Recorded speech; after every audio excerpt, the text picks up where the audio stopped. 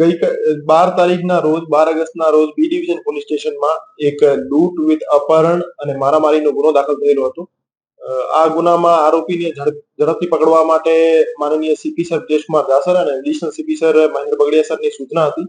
તો આ સૂચનાની ઇમ્પ્લિમેન્ટેશન માટે એસીપી ક્રાઇમ શ્રી ભરત બસિયાના નેતૃત્વમાં ક્રાઇમ બ્રાન્ચના પીઆઈ અને પીએસઆઈ શ્રી લાગેલા હતા.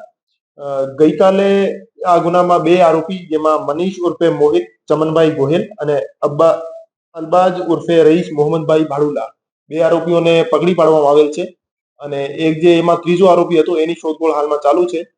બંને આરોપીઓને અટક કરી બી ડિવિઝન પોલીસ સ્ટેશનને સોંપી દેવામાં આવેલ છે. એમાં જે મનીષ ઉર્ફે મોહિત ચમનભાઈ ગોહિલ જે આરોપી છે એના વિરુદ્ધ અગાઉમાં 3 ગુના દાખલ થયેલા છે અને એક વખત પાસા પણ થયેલી છે. અને જે અલબાજ ઉર્ફે રઈસ મોહમ્મદભાઈ ભાડુલા જે આરોપી છે એના વિરુદ્ધ 15 ગુના દાખલ થયેલા છે અને 3 વખત પાસામાં જઈ આવેલું છે. આરોપીઓની વધારે પૂછપરછ અત્યારે ચાલુ છે.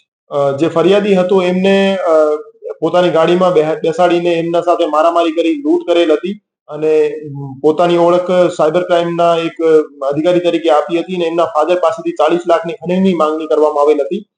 તો પછી એમને ખ્યાલ આવ્યો કે ભાઈ આ એમના ફાધરને કે આ ખોટી ઓળખ બાબતે ખ્યાલ આવી ગયો છે, તો આરોપીને છોડી મૂકી નાસી ગયા હતા. તો આ રીતે આ ગુનાને અંજામ આપવામાં આવેલો હતો. ના, હજુ સુધીની જે તપાસ છે એમાં પહેલી વખત એવું ખોટી સરકારી અધિકારીની ઓળખ આપી એવો ગુનો કરેલો છે. આ પહેલો ગુનો છે.